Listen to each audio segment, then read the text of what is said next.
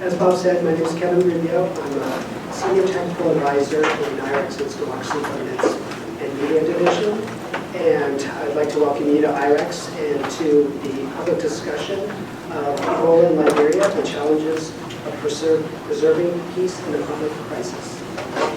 2 days ago, President Obama spoke at the Center for Disease Control and Prevention about the Ebola outbreak in West Africa, announcing an increase in the U.S. response to the outbreak.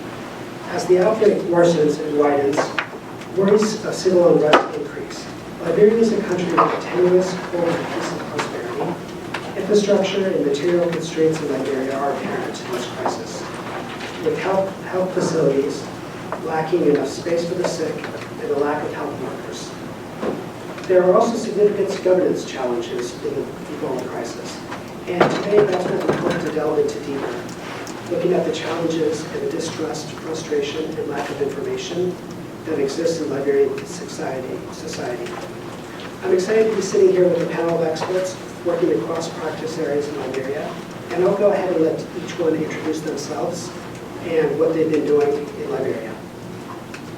Okay, I'm Lynn Gray. I'm with IREX. I'm Senior Civil Society Specialist to the program in Liberia, which is Civil Society and Media Leadership.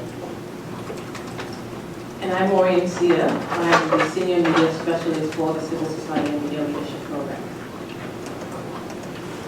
Good afternoon. I'm Tom Crick, Associate Director, Conflict Resolution at the Ghana Center, and I manage the Access to Justice project in Liberia.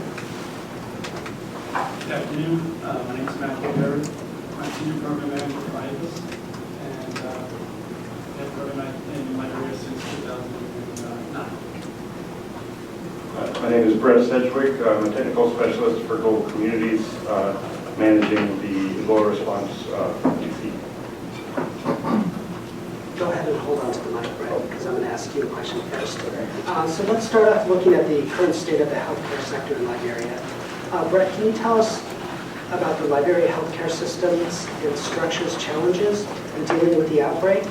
And have there been any particular issues of health governance that have come up since the Ebola outbreak that wasn't noticeable prior? Sure. Well, that's a pretty big question about the whole state of the healthcare system in Liberia. Obviously,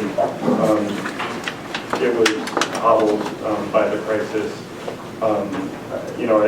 I think it's hard to describe really how badly and how devastating it was for the healthcare sector. I mean, just basic services are basically inaccessible now. Our focus is really in rural areas. We've been in Bong, Lofa, and Nimba since 2004, and so we really are focused on. Currently we're focused on those counties. Planning expansion, but I think that's, in terms of governance, it's one of the fundamental ways that citizens interact with their government in rural areas is in healthcare, and right now they're unable to do so. That's kind of the fundamental statement of what's happening. But I think the response is something that has to take that into account. And so, our approach, and I think the general approach of the response, is to make sure that the response is being conducted with the government, and making it clear that the government is very heavily involved in the response. So all of our contact tracers, all of our burial team members, and all of the engagements that we're doing with the community are done with and by the government. The county health teams have been really, they've been staggered by it, but they've been very engaged and helpful. You read the news about how burial teams are not getting paid, et cetera, and that has happened, but mostly just because of the logistical nightmare that is setting this all up. And those have been kind of individual incidents that have been solved relatively quickly, and we've been, working with the government to do so. fundamentally, I could talk about it forever, but I think, fundamentally, it's a huge challenge, and I think it's something that we've been working on for a long time before the crisis, and this has put it into stark relief how much of a gap there is and there was. I guess I want to move to, often states look towards multi-sector approaches to public health crises, which include non-state sectors of society. Can you give us a sense of the nature of the relationship between civil society and government in Liberia previous to this outbreak, and how this creates further barriers to an effective national response during this crisis? Okay, is this on? Is it on? Okay.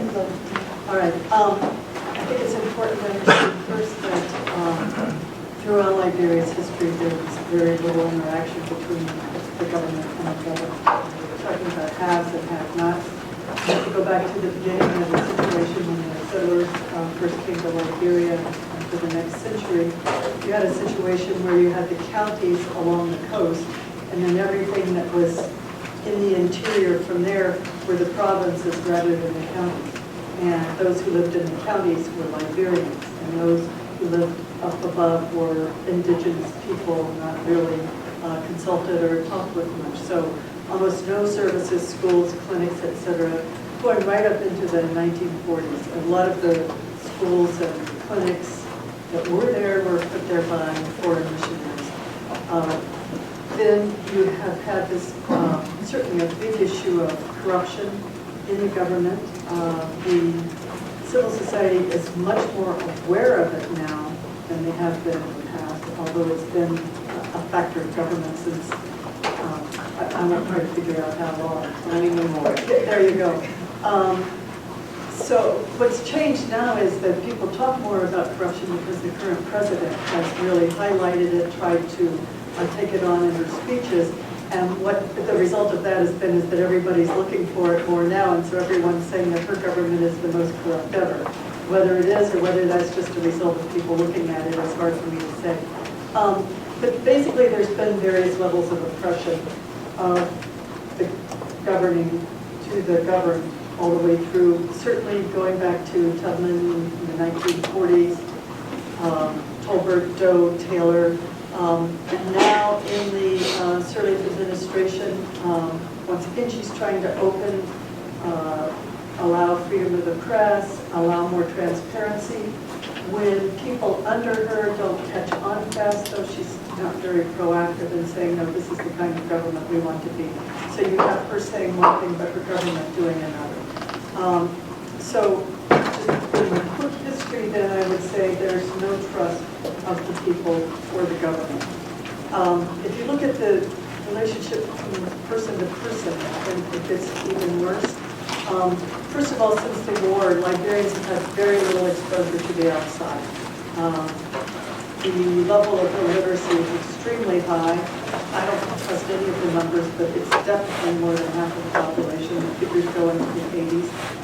It almost doesn't matter because there's no reading material in most of the country anyway. Internet is used by people in Monrovia who have access to it. Many government offices are not connected, and certainly our country is very hard to get online.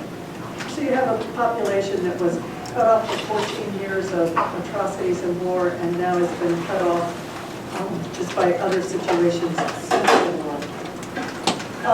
Due to this lack of education, then we have a set of beliefs that haven't changed over hundreds of years. You have old superstitions. There is still very prevalent today a belief in witchcraft. And so the belief that if, for every bad happening, there's a reason. So if something happened to your sister, somebody wished her.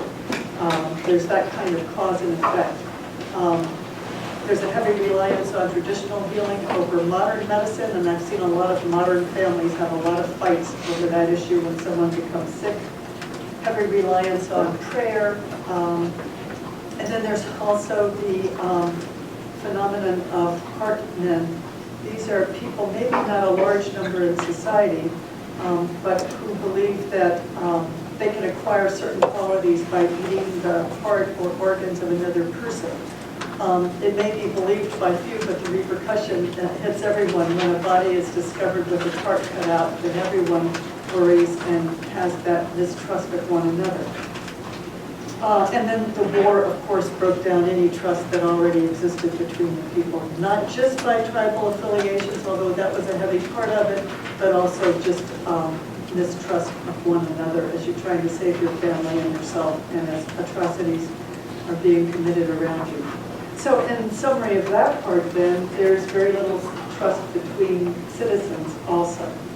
So if you put all this in the context of the Ebola situation, you have, first of all, rumors. Oh, Ebola isn't real, the government is doing it to get international dollars. Oh, the treatment centers, you go there and then you never get the body back because the people want the hearts. You have problems with contact tracing when strange people come into your town, people from other places, dressed in hazmat suits and say, we want to know all the 50 contacts that your neighbor here has had, since we've had to take him to the treatment center. Who are the last 50 people he had contact with? Yeah, right. So that has problems. Then just getting people to follow specific prescribed advice has been very difficult because of all of these issues of education and trust. At the beginning, the population was told, take your sick to these treatment centers that we're setting up. For a long time, that wasn't done well, as people saw that there really was a disease going on and that maybe we needed to try to respond to it. They'd go to the treatment centers and now they're all full and they won't take you. And many of us saw a video just from last week, a family at the gate of JFK Hospital, largest hospital in the country, a lot of brown, several buildings, saying, I see all those buildings there, how can you tell me there's no room? You know, because they're not picturing a 50-bed facility and that the whole rest of that facility is sitting empty during this crisis. So now they're being told, okay, stay in your home, call this number. You call the number, it doesn't answer for a while. If you finally get an answer, then it's 3 days before they can get people to pick up the body or pick up the live person, whichever it is. All of this is improving, but all of these phenomena are very real and happening every day. You know, you read the daily numbers in each center. Well, we got, the center has 40 people, it has 2 were released and 3 died. And what they didn't say, but I saw the other day for one, was 23 admitted today, 27 turned away today. And that helps you get a better idea of what's really happening. So all of that's eroding trust and certainly building up the panic. Just mention one more, the quarantine, the use of quarantine, or the misuse of quarantine. And West Point is the visible example, and it's a large community. What happened there first was that a decision to set up a treatment center there. People were brought in from outside the community. It's a closed-off community. It's a peninsula. It's a little spit of sand that is surrounded by the Mesurado River on one side and the Atlantic Ocean on another, so it's easily contained, but it's 50,000 people.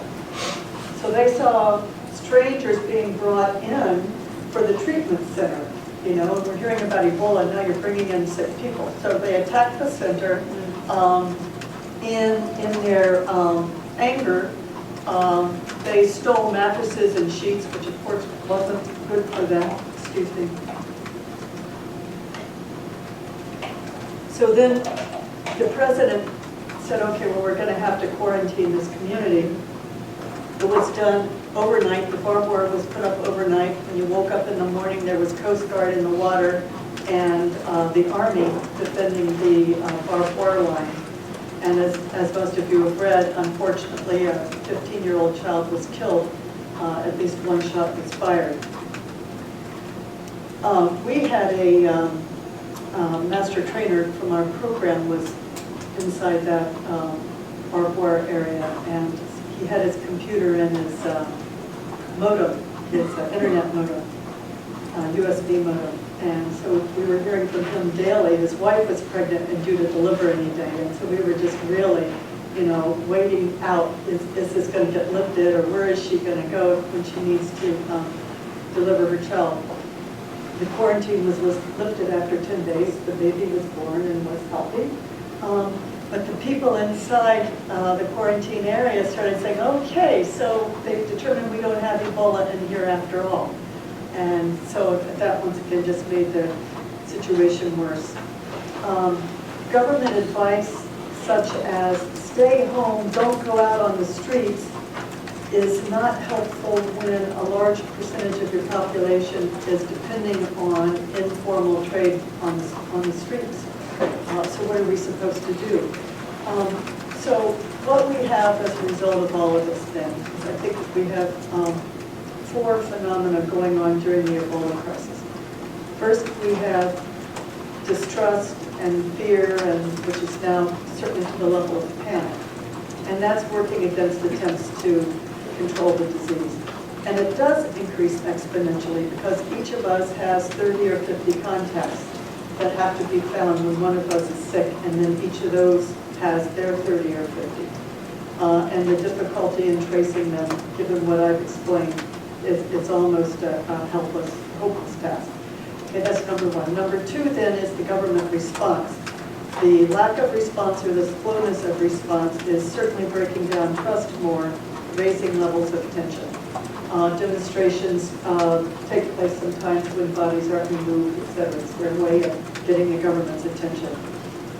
Then the third phenomenon is I didn't discuss this, but just quickly, there's been a tendency to use this situation to spread rumors about their plans to overthrow the government, Ellen's government is done for, the vice president's going to take over, just crazy rumors which just feed the panic and the tension. And then the fourth one is the large percentage of youth in the population, and I would say especially in Monrovia, town of 1.7 million, who are uneducated, unskilled, and unemployed. And now are told they can't go earn money in the street. And they're basically open for recruitment by any new charismatic leader that comes in with a lot of guns. So let me just close to say civil society then has a big role. Both they can be organizing communities to develop their own approaches to the attack of Ebola by figuring out how they want to keep sick houses and provide food to them and organize who's going to spread good information. I mean, there's just so much if civil society organizations can get out there and do that. And then the second one is conflict mitigation, getting leaders together in the community saying, what are the potential threats to the peace here in this community and what can we do to deal with it? Thank you. Tom, you and the Carter Center work on justice sector work as well as with traditional leaders. What do you see as the particular threats to the justice sector as a result of this crisis? And also, what role do you think traditional leadership structures can play in mitigating some of the threats of the crisis? Thank you very much. First, perhaps a word of why the Carter Center has been involved since, we've been involved since the early 90s in dispute resolution, but since the peace, the Korean election in 2005, we've lent our effort to the international effort to rebuild Liberia, to help it not return to war, by doing what we can to narrow the historic gap or chasm between the rulers and rule that Lynn has described. And that has taken us to primarily to rural areas to do civic education work on the rule of law, to provide shade tree legal services, and to work with the customary leaders to strengthen their ability to address problems locally, and also to bring their concerns to the national policymakers. All of this at the invitation of the government, who identified as one of their first challenges and one of the 3 pillars of the reconstruction plan was that governance in Liberia needed to be addressed urgently because failure of governance was the primary cause for the civil war. So that's why the center has been involved there. And that has given us a good understanding of how the justice sector operates. As one of the three pieces of government, Liberia, as America's stepchild in Africa, has the separation of powers, but essentially with a single party rule for over 100 years until coup in 1980, the judiciary was effectively implementing a branch of government interest, and as Lynn emphasized, and I'll emphasize also, that contributes to the mistrust that the rural citizens feel for the government. There was an excellent 2005 ICG report on the justice sector in Liberia that described the judiciary as essentially predatory. As an arm of government, they were there to extract and ensure compliance in as much as the central government was engaged with what the hinterlands or so-called uncivilized areas. It was largely for commerce and benefit at the center, and so the judiciary was an implementing arm. Now, the reform efforts have not been as successful as we may have hoped in the last 10 years. There is an overall improved climate of free speech. There have been resources that have been put into training of magistrates and judges, but that does not mean that the underlying values that have guided the majority of the actors within the sector have changed dramatically. And when that's translated into now into the Ebola time through the security sector and the judiciary, we can't necessarily expect those patterns of change, of behavior to change. The economy was before Ebola on a bit of a downturn. The national budget is incredibly small. The government is asked to do so much with so little. That is in part why there is no confidence from the people. But now it's even less, and in the courts that means less time being spent on cases. With Ebola, it means less people in the courts, so concerns about due process. There's tremendous concerns about prison overcrowding. And if Ebola were to take root in prisons, and some reports that it's begun there, and most of those people are there on pre-trial detention anyway.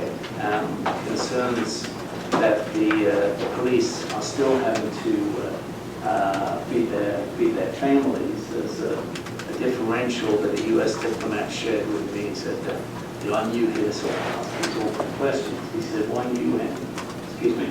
one United Nations CivPol police officer, he makes in one day of allowances what the Liberian policeman makes in a whole month.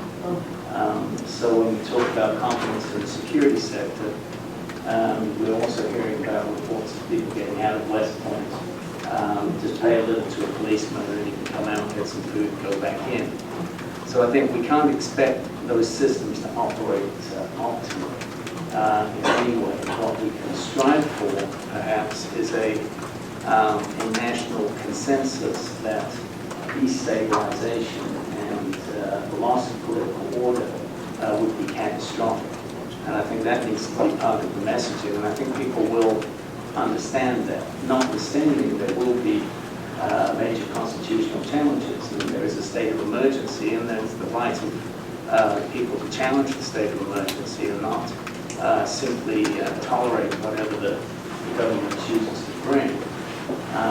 But there needs to be this understanding that if there is disorder, then all bets are off in terms of addressing the problem.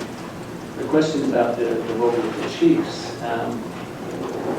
As with, I think, many things, the picture is not entirely clear. I mean, in theory, the history of hinterlands in Liberia is one of chieftaincies, the paramount chiefs are in charge of their chieftaincy, and below there is a fairly structured hierarchy of clan chiefs, of town chiefs, of quarter chiefs. And it is indeed one of the structures that did survive the war fairly intact, at least structurally. Now the personnel, the people who were chiefs at the end of the war, were various.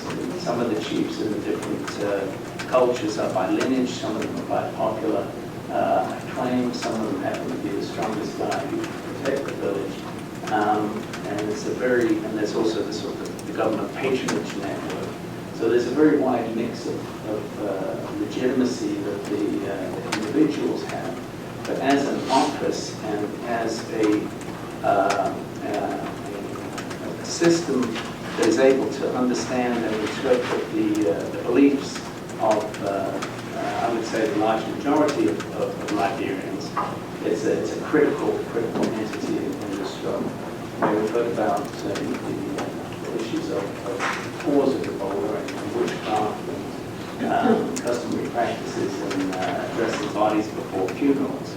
At the moment, the national leadership of the chiefs are wanting to play a greater leadership role. They've made very positive statements about don't play with bodies before you bury them. Cooperate with the health teams. It's okay to suspend customary practices at this time. But it's a matter of mobilization. The logistics in this country are ferocious. And to have retail level explanation and dialogue and acceptance by communities, which is the only way that this is going to be ended. Everybody in the country really is on the same page and understands what the response is. There's a massive effort, and it's going to involve not the U.S. Army coming, but the U.S. Army coming and working with every single Liberian, and not trampling over the government infrastructure, the structures that still exist, but working with the government, but also finding creative ways to work with the civil society organizations. That's the chiefs, that's the churches, that's the community organizations, the women's organizations. Itself a sort of bear pit of competing individuals looking for resources, but also really the only people who can reach with credibility and reinforce the messaging that the medical community is developing and needs to develop in ways that the community can understand. Thanks, Tom. Matthew, let's kind of turn a little bit more to elections. You work with IFIS, Matthew, and IFIS is a key player in supporting the National Election Commission's implementation of an upcoming election. Can you talk a little bit about that? And do you feel this election is going to happen in the next few months? What are your primary concerns if the election is held on December 9th and is currently being discussed? Well, it's a very hard question to answer about the elections as far as what will take place. They were supposed to happen October 14th, which is required by the Constitution. So one of the concerns is if they delay the elections, it will require an amendment to the Constitution. It could take place in December, which would probably be the least desirable option, because I think there are too many difficult matters to resolve in time to hold election in December. For example, you have about 1.9 million registered voters in Liberia. You have over 4,700 polling stations throughout the country. We've heard before about the logistical challenges faced by different vendors.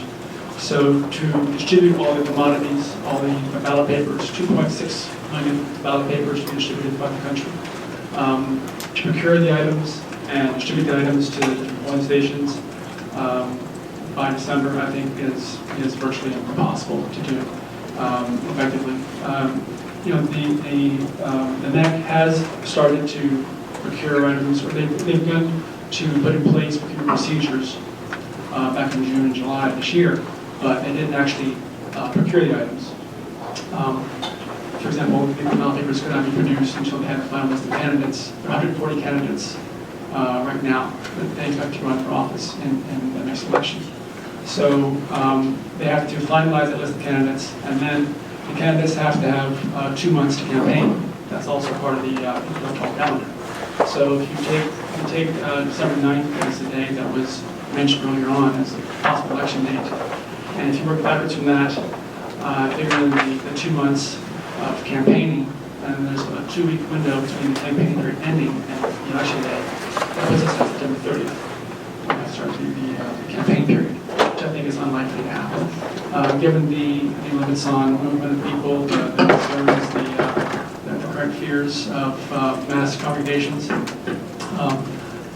think that one of the motivating factors for the NEC, the Electoral Commission in Liberia, to have elections in December is the elected senators take office in January.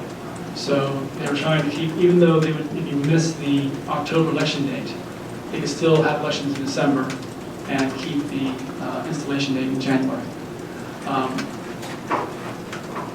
I think that if they want to have a credible election that has as much involvement as they need to have, it's going to have to be in probably late January or February. And that would require the president to extend, or not the president, sorry, the legislature to extend the tenure of the sitting senators. 2 questions. What about the next budget? Do they have the resources? Tom had mentioned it's a very resource-constrained environment. Are those resources put aside or will they be taken up by the need for Ebola? And second question, just following up on Lynn's discussion about rumors. Rumors abound in this environment. Do you hear them coming up around the election process at all? Well, as far as the budget goes, the NEC does have a budget. They submitted to the legislature for approval, but has not been approved yet for the full election cycle. Keep in mind that part of the election process requires the NEC to hire about 25,000 temporary poll workers, plus a couple hundred supervisors for the polls. That will take time just to identify and hire those individuals and to train them. It's going to take a lot of money and a lot of time. But I do think that the NEC will look to UNDP and probably USAID for assistance in meeting the budget requirements of elections.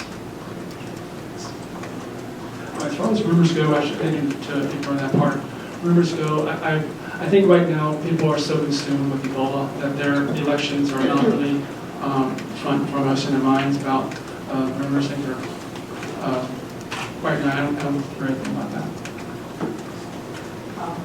Turn to Maureen. Maureen, here in the U.S., up until today, the Scottish referendum started, Ebola has been pushed back to the back page, not the cover page. We've been seeing a certain narrative coming out of these stories, and I'd like to hear a little bit more about what stories are being covered by traditional or even social media individuals and the stories that are coming out there about the Ebola crisis. I think most of us in this room know that Ebola really grabbed the world's attention when 2 Americans were affected by the disease and they were brought into this country and they received ZMapp and they're now doing lower. So everybody's going to pay attention to that. But I wanted to talk a little bit about how the local media in Liberia, how that coverage developed and how it shaped or continues to shape some of the tension in the country. When the Ebola crisis hit, one newspaper carried a headline that said, "Cola nuts can cure Ebola." And other newspapers focused on the fact that the government or the international community was trying to take bushmeat from people's business or trying to stop them from having sex. Or they gave a platform for religious leaders to say that Ebola is caused by homosexuality or that God had cursed Liberia. And there was very little information about how this disease is spread and how people can protect themselves. And all of this was so very sensational. So we at the CSML program realized that we needed to educate people about this virus, how they can protect themselves, and kind of change the storyline a little bit to focus on prevention, how the disease is spread, what people can do about it, how the disease was affecting communities, affecting the health sector and other sectors of the community. In order to understand why the media reported, more sensational stories, you have to understand the history of the Liberian media, especially in post-conflict Liberia. Many of the journalists today, they grew up in the war, and the educational system, like everything else, have been broken. Most journalists left high school or sometimes college, barely able to write. They didn't have a lot of critical thinking skills. So their path to journalism was mostly from high school, and they were only doing what they heard, the news reports they heard on the radio or read in the newspaper, so they were just following that pattern. And the Ebola crisis was no different. And many of them, they don't usually cover healthcare as a beat. So you have this crisis that descended upon them, and they didn't know how to explain it. So the only way they knew how to explain it was to be a little bit more sensational.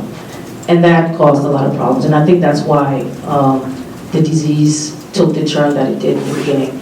And when the government, said that, in I think April, when the government said that, Ebola, Liberia is Ebola free, nobody stopped to think, really, nobody stopped to ask provocative questions. I was serious. And so when it came back in July, people started to pay attention. And I think at CSML, we decided that we needed to shift our focus on how we train our reporters in covering this crisis. So in July, we assigned a team of reporters with a consultant and one of our local partners to really help the reporters change the storyline. Go to treatment centers, go to communities, tell stories about how people who are being cured by Ebola, talk more about the fear, and just cover stories that were not being told. Because most of what we read in the U.S. media, you wish it was being reported in the Liberian media, because there was this gap. You had, foreign journalists going to Liberia, and they're telling stories about just how this disease is spreading. They're talking to sources. When you look at our local media, it's all filled with rumors, not very well sourced, not a lot of facts, not a lot of detail, a lot of speculation, and that helped to fuel a lot of the fears within people. And that has the potential to incite violence or any kind of civil unrest that we're trying to avoid. So one of the things that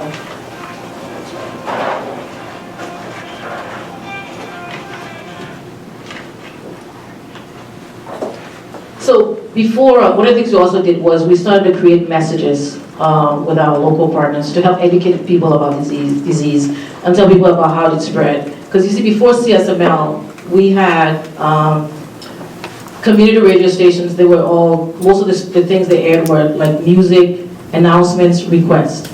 But in the last 1.5 years, we've taught people how to create content that focuses on the issues that affect people in the community, how to tell stories about people. And so you have them now really going to treatment centers and talking to people there, doing spot interviews with local authorities on how the disease is spread and how people can protect themselves, telling the stories of survivors and family, really doing the kind of storytelling that you can see in the Liberian media. I mean, the American or international media. And so, social media has also been a big part of this coverage. And I think a lot of people, who are behind in their communities, if they have access to the internet, they're telling stories about what's happening in their community. They're posting it on Facebook. And that can also contribute to some of the rumors and spark some tensions. Because there was this big movement going on in the US by some Liberians in the diaspora who was, trying to say that Ellen should step down. That was featured highly in the Liberian media and on social media. And as a result, you had, this is already a frightened population. People are hungry, they're sick. And now people want this change in government. Where is this coming from? And people were just feeding into that. And that, is a recipe for disaster. And some of the stories that were coming out in the local Liberian media, the government was contributing to some of that because they did not provide the kind of information that people needed. If a treatment center was going on in the West Point community that Dean talked about, they didn't have a press conference, they didn't go to the community to say we're bringing this treatment center in there. So nobody knew that this was happening until people showed up. And that caused the uprising, and people were, uncomfortable. There was this distrust. Why are you bringing this to our community? You didn't talk to us. And the media was all over that. And people really didn't get to the bottom of that. You have them reporting about this interim government, when in fact, they had a story in the paper the other day about the vice president being investigated. Now, you publish something like that, and you're fighting Ebola, people are wondering what's happening to the government. Is the government in control, or is the government not in control? And so all of that, contributed to a lot of, continues to contribute to a lot of tension and mistrust with regards to the Liberian government. The media in Liberia is not very sophisticated. We have, especially the Monrovia-based radio stations, they, feed on some of these rumors, and they invite people to call in on talk shows, and that creates a lot of fear. They don't provide, there are no lot of facts in there. So I think most of what people are getting from Liberia is when the international community reports it and it's reported on Facebook, and then they get some kind of balance. But locally, there is not a lot of balance, and that is really causing some problems. Part of our Ebola response plans that we created at CSNL, we want to create a situation where we can monitor the media coverage of Ebola, where we can also monitor government responses from the security sector, the international community. And I think it's going to be very crucial. It's going to help with the situation because we're going to have this contingent of 3,000 U.S. soldiers coming to the region. And already we are starting to hear a lot of misreporting, because when people think about the U.S. military, they think airstrikes and they think guns. So I think the media will play a critical role here in explaining to the Liberian public what exactly is the U.S. mission going to be doing.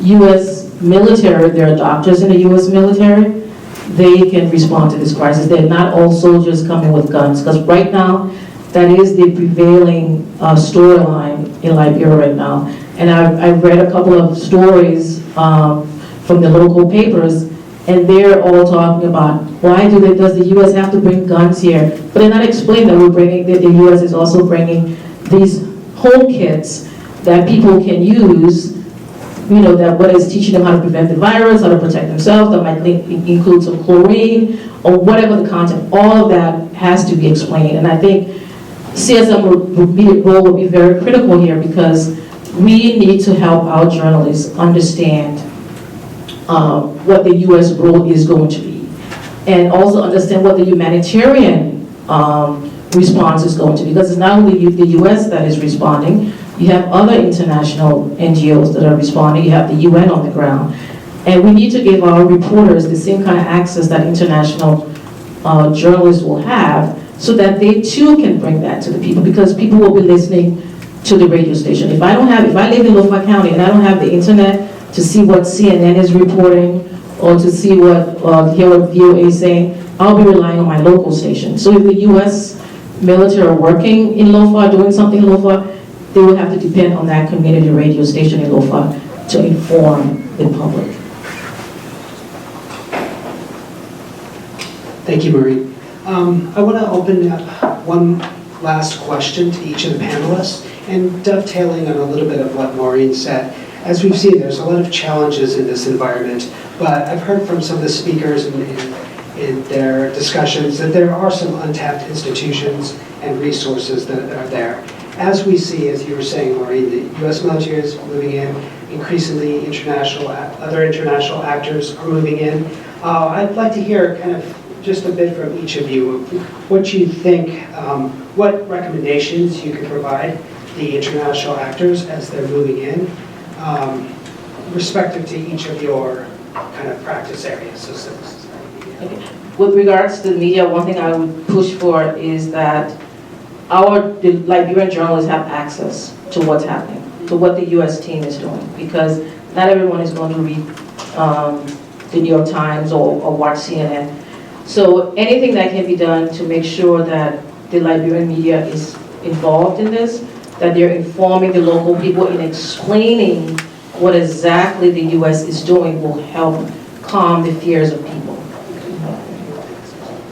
Yeah, I can answer that quickly. And related to what Maureen was just talking about, the U.S. military is bringing these home kits. They're supposed to help with the problem that not everyone can get to a treatment center, so you can keep people in your home.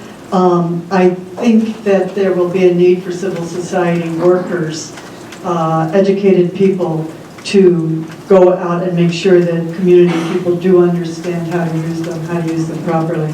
I also think that there's a need for, once again, civil society actors to play a role as much as possible in any situation where we've got communication between the U.S. military and the Liberian people, just for helping dispel misunderstandings, make sure that culturally and in terms of language that they're being understood and they're appropriate, etc. So I think there's a big need for a lot of civil society actors to kind of interface between the people and the U.S. military. Yeah, to echo those things, and also to understand that this kind of community engagement and mobilization takes resources. It takes resources packaged in ways that are accessible to small and medium-sized community organizations. So while there is a global crisis that has been declared, we need to tell the accountants also so that they can find creative ways to move resources quickly to the problem, and not just the kits and medical response. Well, from the electoral perspective, I think one of our greatest concerns right now is messaging about the election. The new date, location may change based on access and logistics. But engaging the CSOs to communicate, as Lynn said earlier, I think there's a high rate of illiteracy in Liberia. So we can't rely on blanketing the country with posters and pamphlets and so forth. A lot of our education is done by the radio, of course. We have a program we do called Elections in You. And we also depend on like street theater, people going through doing small community productions. Also, they drive through communities with a big speaker on top of the truck and they broadcast news and so forth. So we're relying pretty heavily on CSOs to get messages out to people about voting, when elections are going to be. And if there are any changes, for example, as mentioned before, with the possibility of having to extend the tenure of certain senators, that message also needs to be conveyed to people about why it's necessary, how long it will last, and so forth. But just information that's essential to making your selection on the ballot. We think about this quite a bit because we're really anticipating it in our response efforts. Our focus for the international response, that's especially the one that's coming up, is beds, doctors, logistics, and the interface. The beds and doctors are pretty straightforward, and I think everyone who reads the newspapers understands what that's about. On the logistics side, we are really in need of a large volume of logistical help in terms of getting the protective and other equipment to the rural areas that really need it. It's a massive logistical undertaking and something that we think the U.S. military might be quite good at. So we're very much looking forward to that. And then the interface is something that we're very concerned about and hopeful for, that which is basically what you all have been saying about how the military and the large tranches of intervention are able to interact with existing structures and making sure that it's done with community consultation, with engagement with local and community structures. That has been incredibly successful for us, and it really informs the rest of our response. And so we think it's incredibly important to continue, even as this scales up so rapidly. Thank you, Brad. Let me open it up for questions from the audience. We have a good amount of time, and so if anyone wants to ask panelists or anyone, go ahead, Jim. I don't know if this is a question, but I think we've seen a bipartite response to this, one through the media, through the elections, through the healthcare system. But as Tom Crick pointed out, really, unless we get the communities involved, the traditional leadership, people don't have access to CNN outside of Monrovia. People don't have access to Facebook and Twitter outside of Monrovia. People don't read books. People don't read pamphlets outside of Monrovia. So I think, and the crisis exists outside of Monrovia. But even then, the incidents in Nigeria were carried, in both cases, by an educated person traveling with Ebola, knowing he had Ebola, and then the doctor in Nigeria who traveled knowing that he had Ebola somewhere else. So we can't really, we have to get the traditional leadership and the traditional people bought into the idea that this is real and they can solve it. They know how to do it, and we've got to engage them. Hi, my name is Beatrice. I'm with Internews. I'm a consultant to Internews and C4D of UNICEF. So my understanding is that social mobilization is a key pillar of the Ebola roadmap. So that's good news for all of us really here. But from a macro perspective, I'm not so sure how it's organizations like yours who are on the ground to really help them. You know, how do you, social mobilization, great, I think there's also quite a bit of money towards it. But how do you really work from the grassroots up? That's a huge challenge, I think. And then I wanted to, as an Internews as well affiliated person, clearly the role of local media is huge. And local media and journalists are part of affected communities, so they are really there should be a lot more investments in that, in training journalists, and I really appreciate your comments on what you guys have been doing with the Liberian journalists and how much you hope to do more.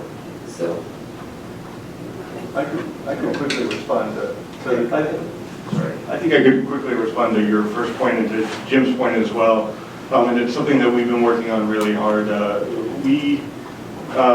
Global Communities has been involved with in Lofa, Vong, and Nimba since 2004, working really closely in these communities, and since 2009 or so on water and sanitation issues, and a lot of that is involved identifying the traditional leaders, the religious leaders, the natural, and especially the natural leaders, those who are actually providing local leadership outside of the structures, and interacting with them on water and sanitation issues. So that program has been enormously successful. We were extremely excited about replicating it and expanding it up until this all happened. And so then we were placed in this position to say, okay, well, I guess we're in the Ebola response, because we've been working with these communities so closely. They know us, we know them. We are the best placed people to go out and to talk to them about Ebola. And so that's been a big part of our response. I think, as of last week, we talked to 500 different local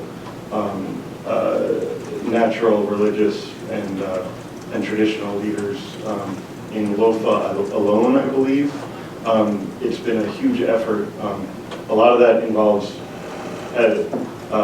long engagements that go back and forth. It's something that we're really passionate about as an organization, that you don't do top-down engagements, that you actually engage with the communities. You say, okay, this is what we know about how the disease spreads, what do you think about how the disease spreads, and how can we work together on coming up with mitigation strategies, and how can we work. And so they've come up with a lot of great ideas for us, for vectors that we didn't even think about, like motorcycle taxis. When you're in a rural area, when you're 5 hours from the closest main road and you get sick, pretty likely that it's going to be a motorcycle taxi that's going to take you in. There have been innumerable other solutions that have been provided by those local interactions, and so totally agreed, and it's something that we've been working on really hard. We're hoping to scale that up even further outside of Mofa and continue that up. But it's been, when we've talked to the government and at the ministry level, they've been effusive about the impact that that's had on really bringing it down in Mofa and especially. Did you want to comment? Yeah, I think our work with the journalists is just going to expand more beyond, teaching them, showing them how to report on the Ebola crisis. But we also want to engage the media and the government, because that can be a barrier to adequate coverage. And it can also create distrust and tensions in the country. We had a situation recently where the Ministry of Information shut down a local newspaper. Now, most people won't remember the details of what that newspaper article was all about, because if you ask them, they don't really know what it was all about.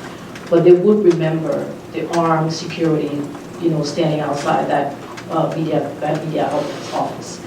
And so we want to help the President of Liberia and the government talk about these issues. If there are any kind of unethical issues, let's talk about it. Because the President is on the National Ebola Task Force. And I want to believe that the reason why he's on that task force is that the government recognizes the role of the media, and they want the representative of the President of Liberia there so that they can exchange information. I would like to believe that's the case. And if that's the case, then the government shouldn't be outrightly shutting down a media outlet. If something happens, let's talk about it, what it was all about. Because most people don't even, the newspaper was shut down because they wrote one of the articles about the interim government and all that stuff. And so the vice president, that's why the vice president is allegedly being investigated. So all people remember is that this media house was shut down, the government is trying to hide something. So we can get the government to see that when you take this kind of action in a crisis like this, when you start saying journalists, there are curfew for journalists, covering the news, you create more tension, you create more distrust. Yeah, I'm wondering, there's been very little coverage of what's going on sort of below the epidemic that might be driving it, in the sense that I'm really interested in the issue of food security, or food insecurity. There's been a few reports of cassava prices going up, or prices of basic staples going up. But, certainly this is a hypothesis. If you look at the map, the really concentration of infections is right from sort of Monrovia right up through the sort of corridor of Bong, Nimba, and where all the developments happen really is where the epidemic is concentrated, not surprisingly. But to what extent is food insecurity a factor? Is food insecurity driving it? Like, for example, a hypothesis would be as people in the cities become more and more food insecure, they're going to go back to rural areas. That would be a factor that would take it really further into rural areas. This is just a hypothesis, but is anybody looking at that? I've seen, and is there any response to it? I've seen some reports about it. Prices are certainly going up because of the crisis. Liberia, sadly, does not feed itself. Right, which is even worse. Yeah, most of its food, comes from Guinea. Typical pepper. A lot of Liberians eat pepper, so it all came from Guinea. So when the virus came from Guinea and entered Liberia, there was a pepper shortage in Liberia. And so there are a lot of other things that are not on the market because of that. So people have been hoarding food. The supermarkets, I'm told, are pretty stacked up, but the basic food that people get people, it's hard to get. And then if you're in a quarantine community and you can't get out, you can't, get any more food. So that's a problem. But I've seen some stories. I saw a story, I think, in the local paper today about how the crisis is affecting farmers. And I think it was either FAO or somebody was having a conference to kind of refocus farmers on how they can deal with food shortage in this crisis. Right.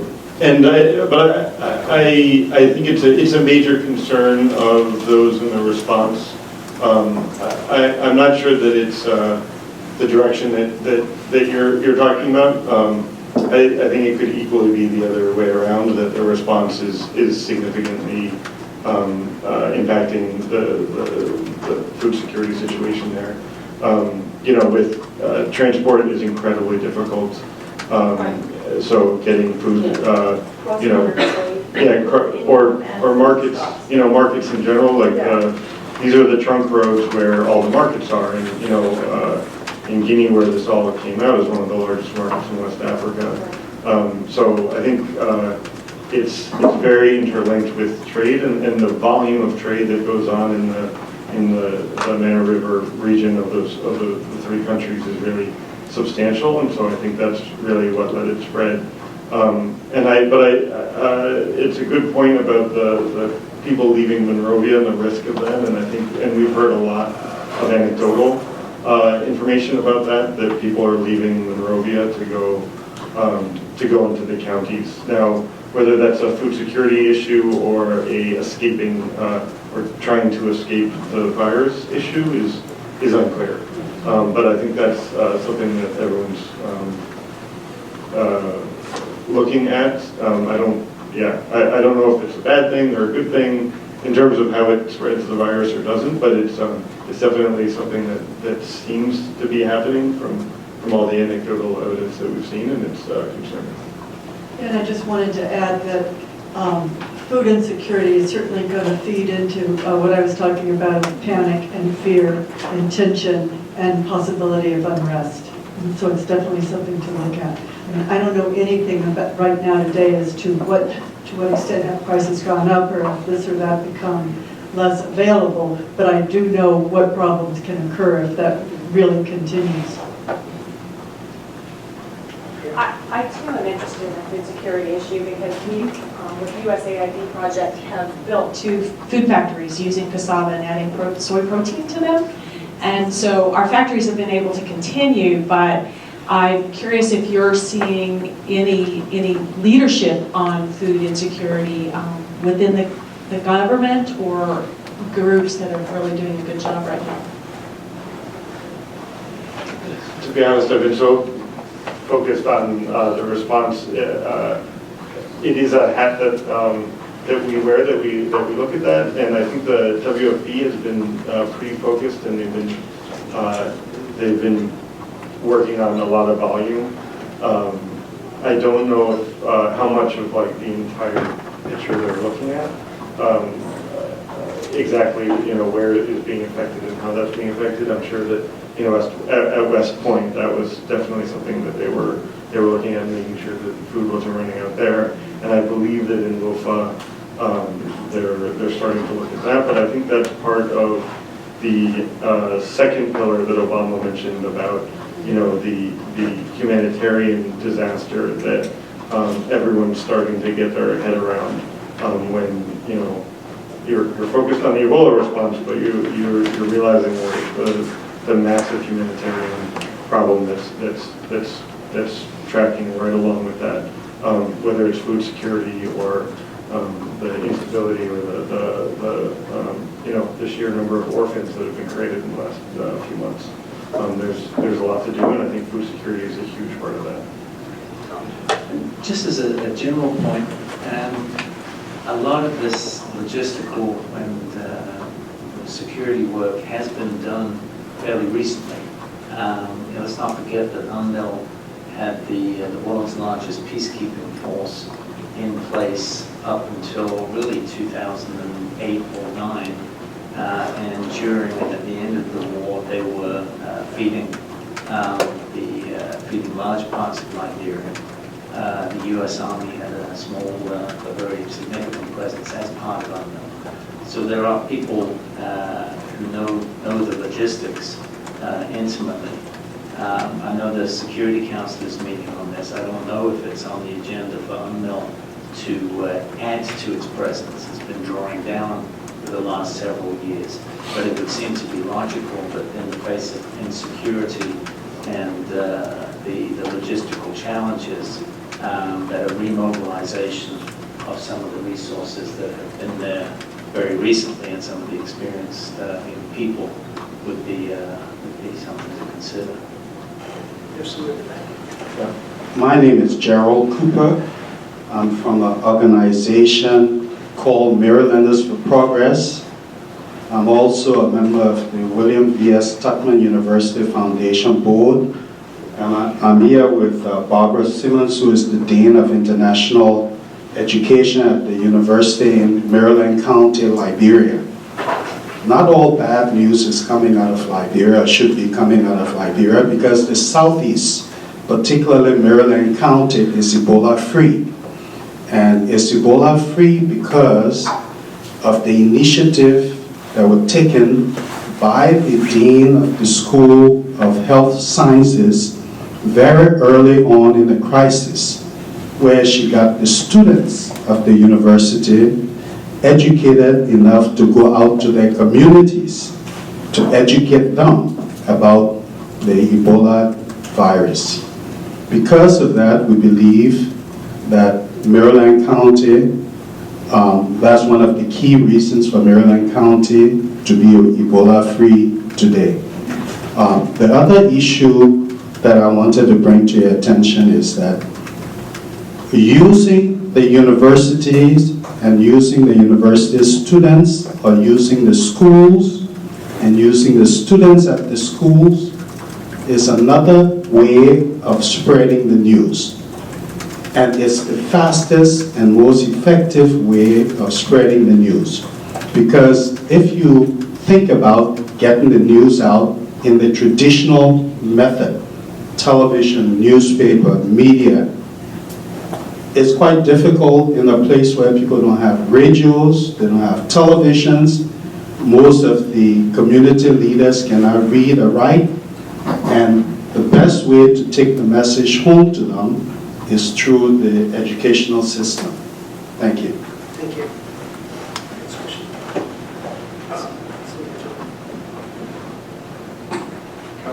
Thanks, Mr. Cooper. I too come from the Southeast, and like Mr. Cooper said, that initiative, other than the fact that that region of the country is so inaccessible, I'm not sure the disease is going to travel that far anytime soon. The closest from Front Page Africa's map of the Ebola spread is in Riverside, where there are about 2 indicated cases. But like you rightly said, there's a corridor that comes straightly out of Guinea, down to Monrovia, a little bit into Cape Mount because of the access to Sierra Leone. Now, the implications of the numbers between Sierra Leone, Guinea, and Liberia spells for me a critical area of neglect. That's our educational sector. And that is a foundation upon why the virus continues to spread the way it is. Rumor, miscommunication, distrust, mistrust, all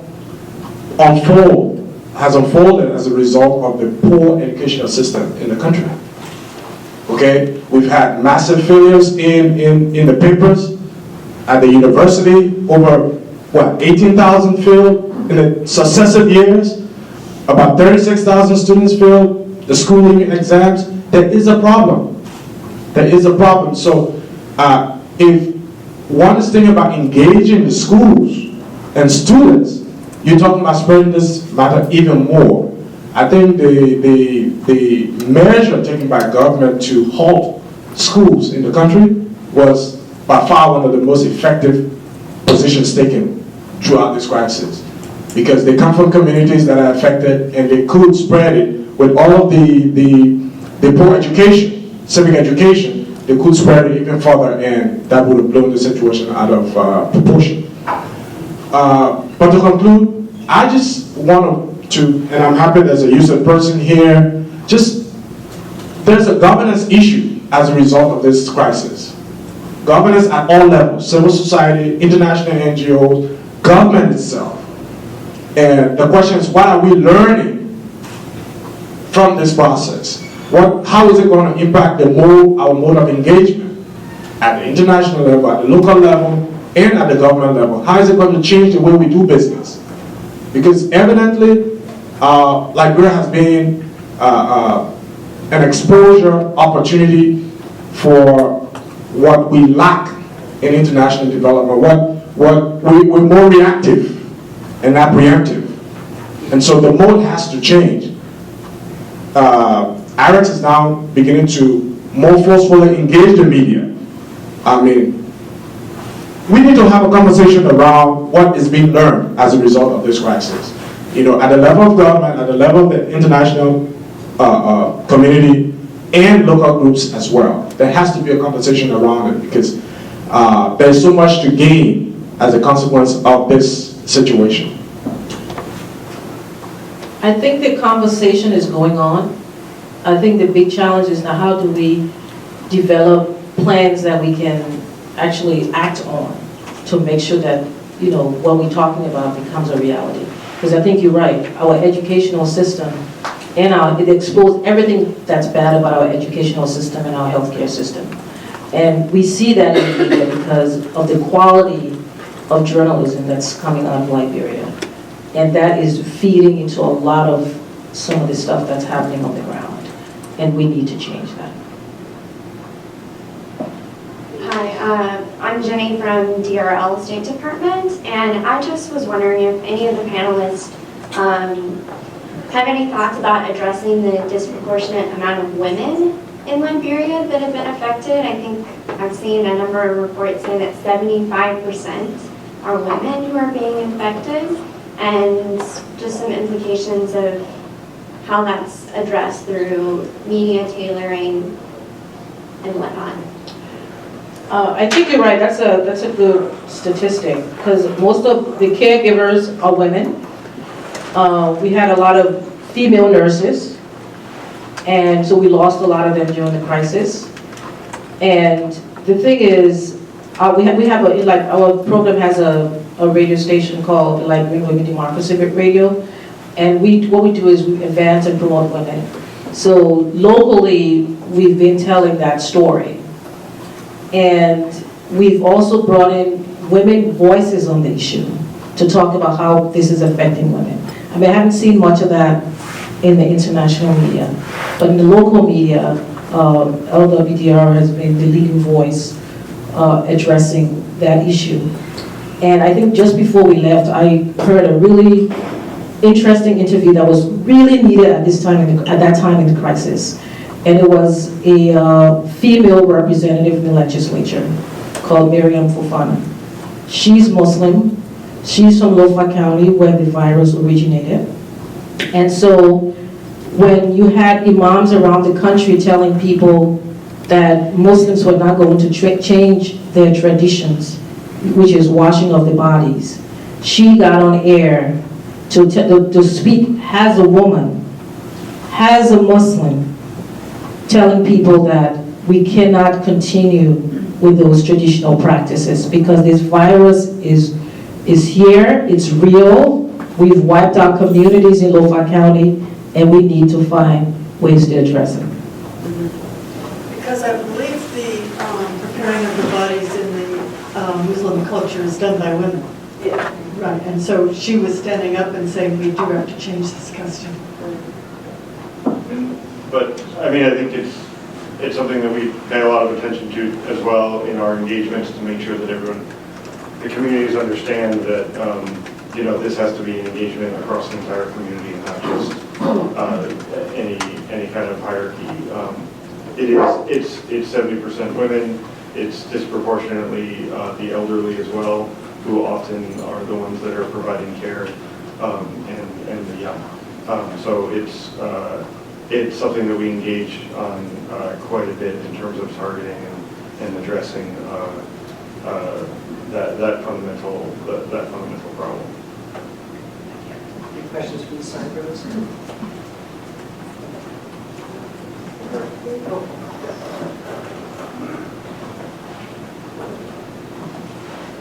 My name is Jennifer Bambara. I'm with the World Resources Institute.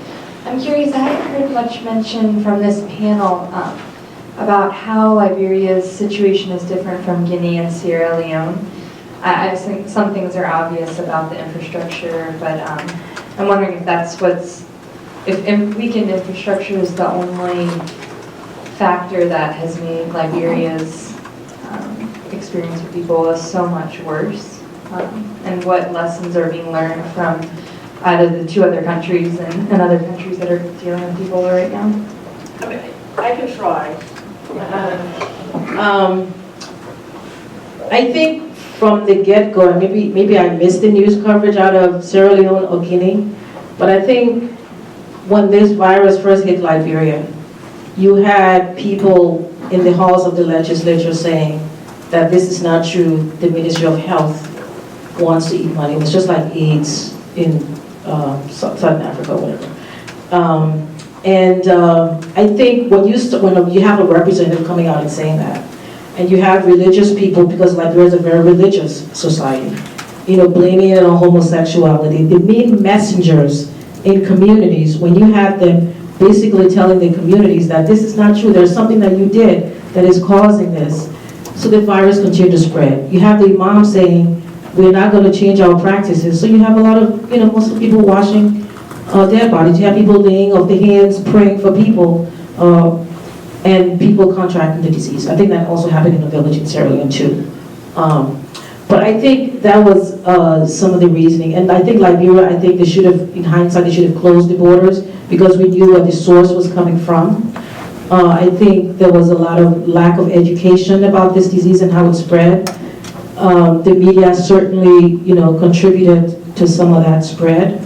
And I think when you start to provide people with adequate information in a less, not so sensational way, I think you can begin to change the trend of things. And that's some of the stuff that didn't happen in Liberia. And just to add one piece, and it's a great question, and I don't think I think it's something that still has to get looked at quite a bit, and it's really interesting. I think, Guinea in particular, where it came out of Guinea is almost part of Sierra Leone or Liberia, just geographically.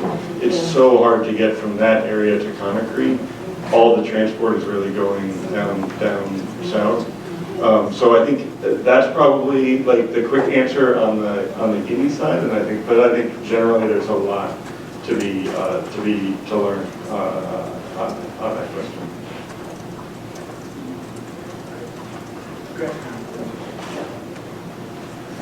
Since we're talking about Guinea, I was curious to know if anybody of you would know about regional or continental cooperation to fight against Ebola. I mean, I'm thinking, for example, about the fact that the DRC has been recently having a few cases, and it's not, of course, to the scale of the epidemic in West Africa, and DRC claimed that they have a certain practice into fighting against Ebola because this is the first country where they had a virus 12 years ago. So is it any form of continental cooperation to exchange practices? Yes.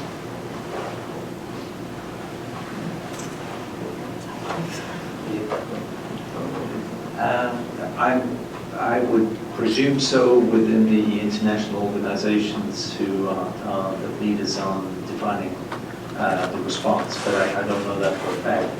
I do know that some of the customary communities that we're working to support have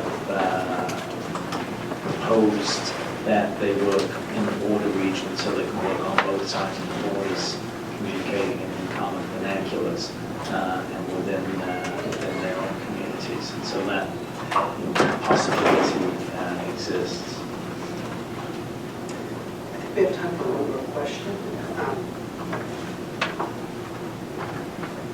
Thank you.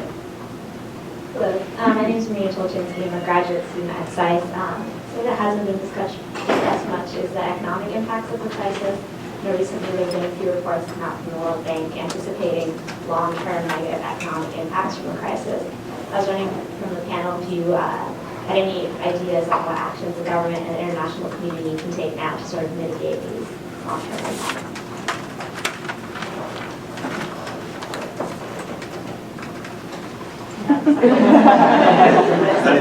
Only to echo what you've seen. I mean, it's clearly a very, very serious problem from the level that Lynn describes of rising prices and the insecurity that can lead to. I mean, before this crisis, Liberia was already on an economic downturn that was quite serious. The difference in prices in the Liberian dollar versus the US dollar was inflating basic commodities for the vast majority of the population, and now that is continuing. I saw that the IMF is considering additional structural support to the countries in the region.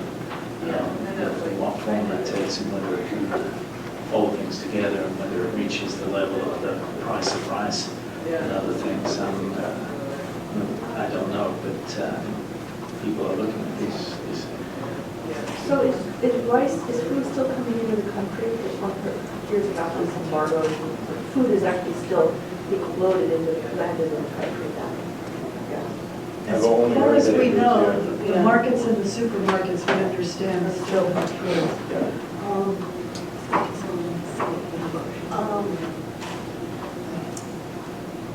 But, I mean, a lot of food comes in through the borders with Guinea and Sierra Leone. And obviously that's very, very limited, but the volume shipments are, as far as I've heard. The port of Liberia is still open. The port of Liberia is still open. That transport is still happening.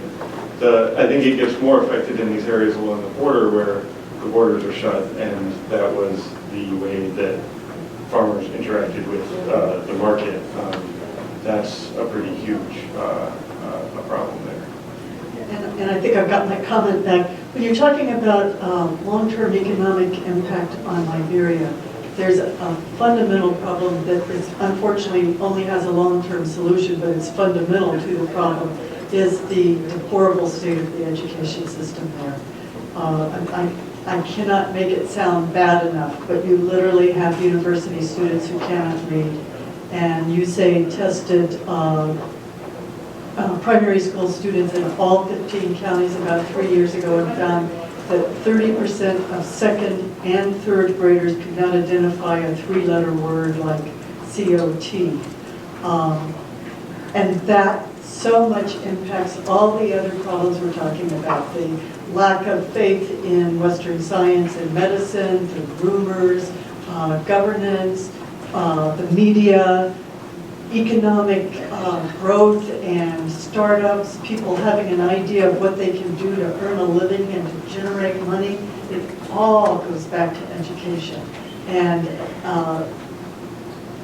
I don't have an answer, but somehow, somewhere, someone has got to go back and say, okay, we got to fix this education system, probably one grade at a time, but we've got to get it right, or we're never going to be able to take care of these terrible slumps when we have a war or a disease.